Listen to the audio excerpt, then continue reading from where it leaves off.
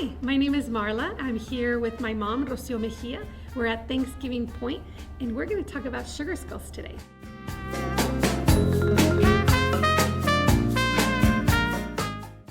So sugar skulls are one of the staples in Dia de los Muertos, Day of the Dead, and it's a way for us to remember our ancestors, but more importantly, it's a time to continue those traditions from our ancestors with our own family. So we're going to create a sugar skull or decorate a sugar skull, and you can make these at home. Google Mexican sugar skulls or sugar skulls, and you'll get many different recipes, different sources of where to buy them, pre-made, or you can make them yourself, but they're quite easy to do. So try it out at home. So this one's, I started already decorating, but I'm just gonna go through a couple of steps of what you need and what to decorate. So you have royal icing in a piping bag. You can use any decorations you want, but I like to use sequins and feathers. So we're going to decorate the sugar skull. You want to make sure that you don't cut the hole too big on your piping bag because you can always cut it bigger if you need to. So start off small. And what you're going to do, what I like to do is kind of press from the top and then pinch from the bottom. So press from the top and pinch from the bottom. And you kind of dab so it stays in place. And I'm sure there's a lot of different techniques for piping, but this is what works for me. And parents, if you have little ones at home, you can always use markers or paint. If you want to use icing, parents, usually I will help toddlers with holding the bag, and then little toddlers can pinch with their little baby fingers, and they still get the experience.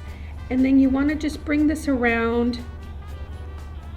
And it doesn't have to be perfect. If you feel that you don't like it, you could just move it around with your finger. Remember, this is a fun time with your family. You want to enjoy the process. So if your kids for some reason don't like it, they can pick up the icing and start all over again. Whatever is going to make the experience fun. So I'm going to use another color, and again, squeeze from the top and pinch from the bottom. And I like, again, to dab it. This is royal icing, just because it's a little bit harder and not as runny as the other ones. Some kids just do spaghetti tops because it's easier for them to decorate. So traditionally, we put a piece of foil on the sugar skull. And if the person has passed away, you put the name of the person that's passed away. So for example, we had a member that passed away. Her name was Dani. So we would write Dani on the piece of foil, and you put it on the altar as remembrance of a beautiful, sweet life that they had. Sugar is definitely the symbol of abundance in Day of the Dead. It's up to you, but these are more decorative. They're not a snack. And it's something that what I see parents do, they wrap them at the end of the season in tissue paper and put them in a little box. And it's just representative of the decor for Day of the Dead.